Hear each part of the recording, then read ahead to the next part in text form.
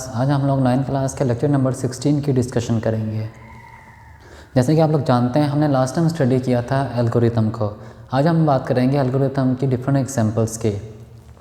हम लोगों ने लास्ट टाइम ये चीज़ देखी थी कि हमारे पास जो एल्गोरिथम बनाया जाता है वो किस तरह से बनाया जाता है, उसकी फॉर्मुलेशन क्या क्या है, क्या क्या चीज़ें रिक्वायर्ड थी उसके अंदर हमारे पास। आप लोगों ने एक चीज़ देखी थी, हमारे पास किसी भी एल्गोरिथम को ड्रा करने के लिए फर्स्ट चीज़ हमारे पास स्टार्टिंग पॉइंट था उसका। इसी तरह यहाँ भी हम लोग जब एल्गोरिथम को डिज़ाइन करेंगे हमारे पास एल्गोरिथम का आगाज़ कहाँ से होगा, स्टार्ट के साथ। आप लोगों की एग्जांपल नंबर 1 है इसके अंदर, जिसमें वो कह रहा है आप लोगों ने एवरेज सम फाइंड करना है, average and product of 5 number.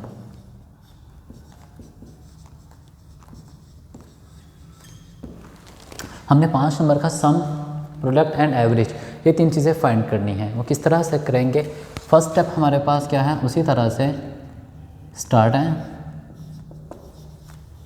ये हमारे पास क्या है, फर्स्ट स्टेप है किसी भी एल्गोरिथम का।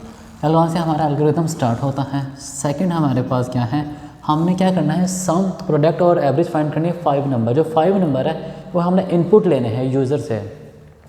तो सेकंड स्टेप हमारे पास यहाँ पर क्या आएगा, हम इनपुट लेंगे, इनपुट।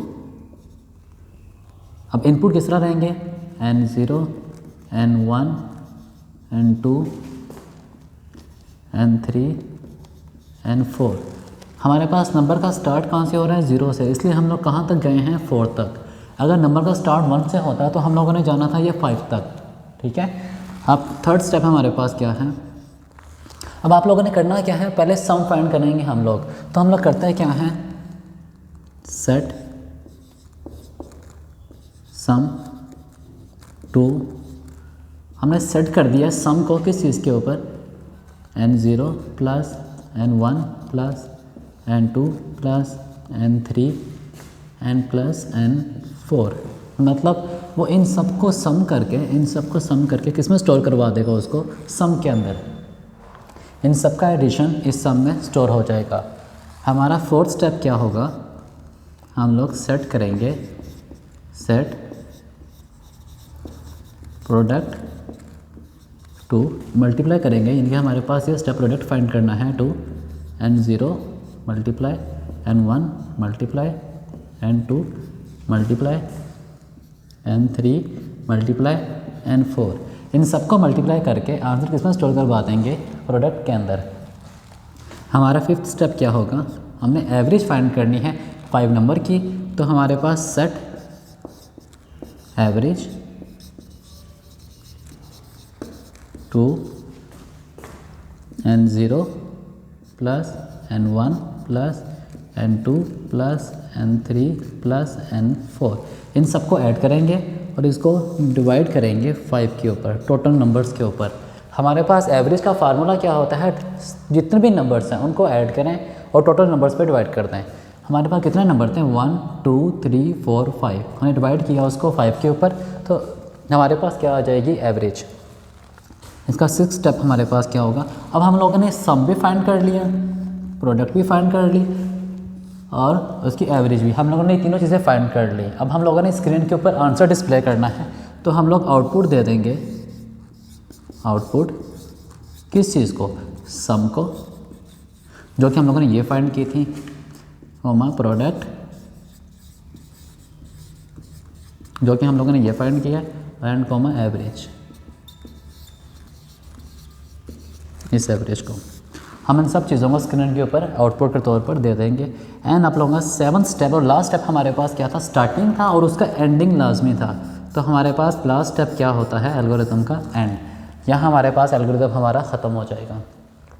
यहाँ तक आप लोगों का क्या था, ये आप लोगों का पहला एल्गोरिथम था, जिसमें हम लोगों ने किया क्या है, हमने 5 नंबर लिए हैं, उनका सम, उनका एवरेज और उनका प्रोडक्ट फाइंड किया है और हमने वो डिस्प्ले किया है स्क्रीन के ऊपर। ये हमारे पास एक सिंपल एल्गोरिथम था इन स्टेप्स को परफॉर्म करवाने का।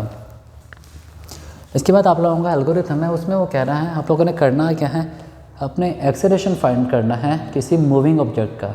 ठीक है, अपना क्वेश्चन क्या है, आप लोगों ने एक्सेलरेशन फाइंड करना है। ये आप लोगों के सेकंड एग्जांपल है। आप लोगों ने फाइंड करना है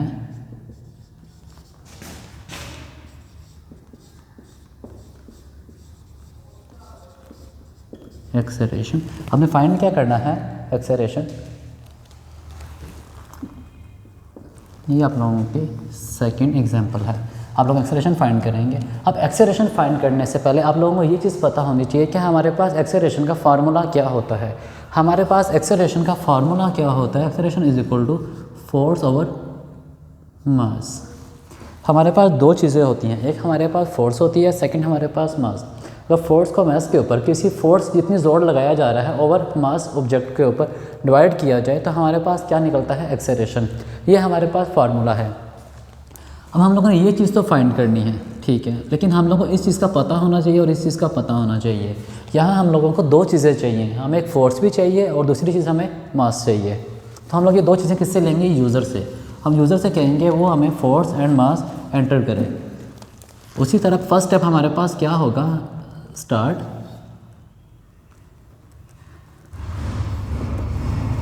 फर्स्ट स्टेप हमारे पास क्या है, स्टार्ट। एल्गोरिथम का स्टार्ट होगा। सेकंड स्टेप में हम लोगों ने इनपुट लेनी है यूज़र से, इनपुट फोर्स कॉमा मास। हम फोर्स और मास क्या लेंगे, इनपुट लेंगे यूज़र से कि हमें फोर्स भी दे और मास। ये दो चीज़ें हम किससे ले रहे हैं, यूज़र से, कि इनकी वैल्यूज़ क्या होंगी वो हमें बताए पहले। थर्ड चीज़ हम करेंगे क्या, हम लोग फाइंड करेंगे किस चीज़ को, एक्सेलरेशन को।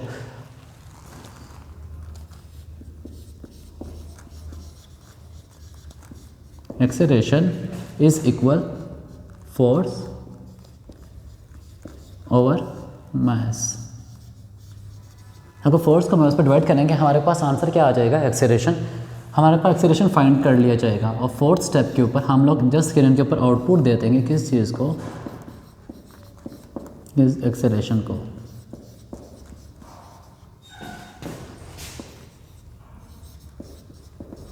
ये हमारे पास स्क्रीन के ऊपर आउटपुट के तौर पर आ जाएगा और फिफ्थ स्टेप के ऊपर हम लोग इस चीज़ को यहाँ पर एंड कर देंगे।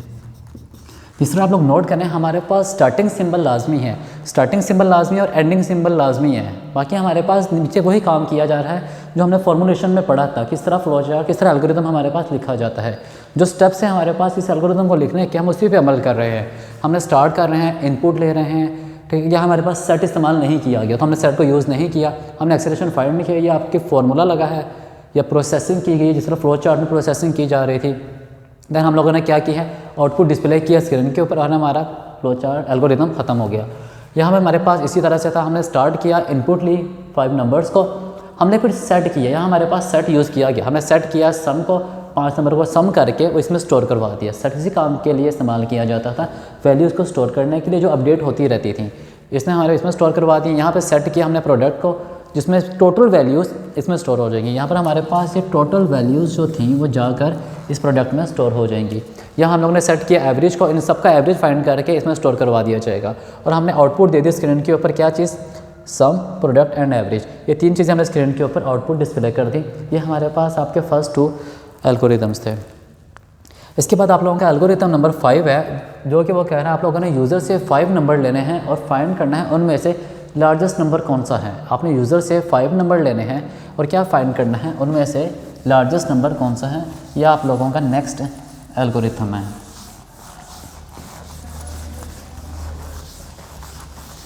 अब हमारे पास क्या करेंगे हम लोग, फर्स्ट स्टेप हम पहले 5 नंबर लेंगे 3 नंबर लेंगे और फाइंड करेंगे। अब क्वेश्चन क्या है, take 5 number and find the largest number.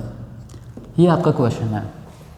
5 नहीं लेते हम लोग 3 को फाइंड करते हैं। 3 फाइंड करना ज़्यादा आसान है। 3 नंबर्स को फाइंड करते हैं, 3 में से ग्रेटेस्ट नंबर कौन सा है।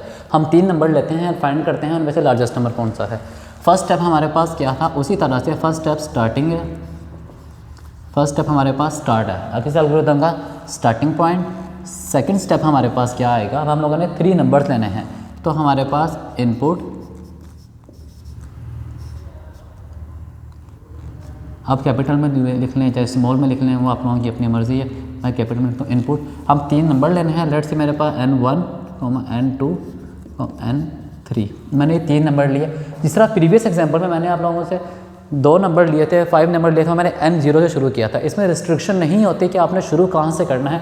आप चाहे यहाँ पर A B C ले सकते हैं, N1 N2 N3 ले सकते हैं, आप कोई भी नंबर यहाँ पे यूज़ कर सकते हैं। कोई रिस्ट्रिक्शन नहीं है कि आपने कोई नंबर फिक्स नंबर ही यूज़ करना है। हमने 3 नंबर ले लिए। अब थर्ड स्टेप हमारे पास क्या है, हम लोगों ने सेट करना है, सेट N1 टू लार्ज। और यहाँ मैंने खुद इसे फ़र्ज़ कर लिया है कि मेरे पास जो N1 नंबर है वो मेरे पास लार्ज है, ठीक है। अब हम चेक करेंगे क्या ये लार्ज है। हम चेक करेंगे if N2 is greater than N1। अगर क्या होता है, N2 ग्रेटर होता है किससे, N1 से। अगर N2 बड़ा है N1 से, लेकिन N1 हम यह इस्तेमाल नहीं करेंगे, हमने N1 की जगह क्या इस्तेमाल किया है, लार्ज। तो हम इसको रिप्लेस कर देंगे किसके साथ, लार्ज के साथ। क्यों, क्योंकि हम लोग अभी बात की, हमने N1 को सेट कर दिया है लार्ज। मैंने पहले से कह दिया कि N1 लार्ज है। अब मुझे नहीं पता है कि नहीं, वो हम चेक कर रहे हैं कि अगर N1 लार्ज है तो चेक किया N2 को, क्या N2 बड़ा तो नहीं है N लार्ज से। अगर N2 बड़ा है लार्ज से तो हम करेंगे क्या, सेट कर देंगे N2 टू लार्ज। अगर N2 बड़ा होता है तो हमने सेट कर दिया है किसको, N2 को, क्या, लार्ज। अब लार्ज मेरे पास कौन सा हो जाएगा यहाँ पर, N2। लेकिन N2 को चेक करने के बाद हम लोग दोबारा से चेक करेंगे कि इफ़ N2 या N3 हमारे पास है, N3 is greater than large. क्या N3 ग्रेटर तो नहीं है लार्ज से। अब ये दूसरा नंबर है, तीसरा नंबर हम चेक कर रहे हैं कि N3 ग्रेटर तो नहीं लार्ज से। अगर N3 ग्रेटर होता है लार्ज से तो हम करेंगे क्या, सेट कर देंगे, सेट N3 टू लार्ज। हम लार्ज किसको सेट कर देंगे, N3 को सेट कर देंगे। और हम लोग 8 स्टेप के ऊपर आउटपुट दे देंगे लार्ज। वो लार्ज जौन सा मर्जी हो, वो चाहे यहाँ से लार्ज आए, चाहे यहाँ से लार्ज आए, चाहे यहाँ से लार्ज आए, जौन सा लार्जेस्ट नंबर होगा वो हमारे पास आउटपुट पे आ जाएगा।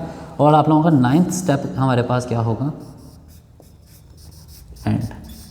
यहाँ हमारा एल्गोरिदम ख़त्म हो जाएगा। अब ये स्टेप कर क्या रहे हैं, हमारे पास 3 नंबर लेकर और चेक कर रहे हैं लार्ज नंबर कौन सा है।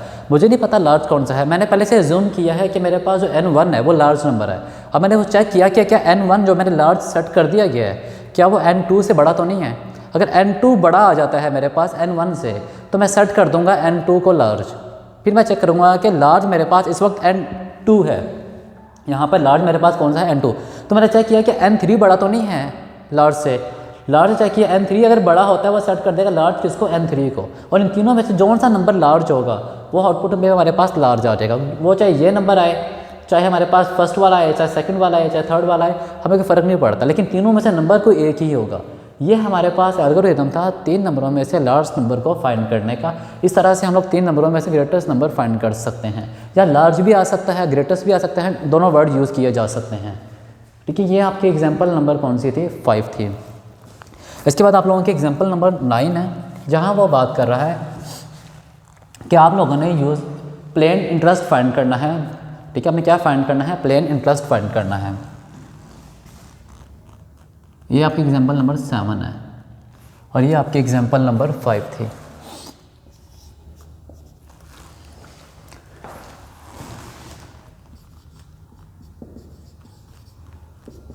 Find the plain interest. हमें प्लेन इंटरेस्ट फाइंड करना है। अब प्लेन इंटरेस्ट फाइंड करने के लिए हमें 3 चीज़ें रिक्वायर्ड होती हैं, अमाउंट, रेट और ईयर। हमें 3 चीज़ें कौन कौन सी चाहिए इसके लिए। एक तो हमें अमाउंट चाहिए, या हमने इसका फ्लो चार्ट भी बनाया था, अगर आप लोगों को याद हो हमने इसका फ्लो चार्ट भी बनाया था। अमाउंट, रेट और ईयर, हमें ये 3 चीज़ें रिक्वायर्ड होती हैं किस चीज़ का, प्लेन इंटरेस्ट फाइंड करने के लिए। तो हम जब इसको स्टार्ट करेंगे उसी तरह से, इस तरह हम लोग एल्गोरिथम करते आ रहे हैं। फर्स्ट स्टेप हमारे पास क्या था, स्टार्ट। ये हमारे पास स्टार्टिंग पॉइंट है किसी भी एल्गोरिथम का। एंड सेकंड, अब हम लोगों को ये चीज़ें रिक्वायर्ड हैं, तो हम लोग ये चीज़ इनपुट लेंगे यूज़र से कि हमें 3 चीज़ें एंटर करें। इनपुट अमाउंट, हम इनपुट लेंगे अमाउंट को, रेट को और ईयर को। ये 3 चीज़ें हम लोग यूज़र से इनपुट लेंगे कि हमें अमाउंट, रेट और ईयर एंटर करें, ताकि हम क्या फाइंड कर सकें, प्लेन इंटरेस्ट फाइंड कर सकें। अब थर्ड स्टेप के ऊपर हमारे पास क्या किया जाएगा, वो रेट भी एंटर करेगा, अमाउंट भी एंटर करेगा और ईयर भी एंटर करेगा, तो हम प्लेन इंटरेस्ट फाइंड कर सकते हैं। अगर हमारे पास ये तीनों चीज़ें आ जाएँ तो हम क्या फाइंड करेंगे, प्लेन इंटरेस्ट।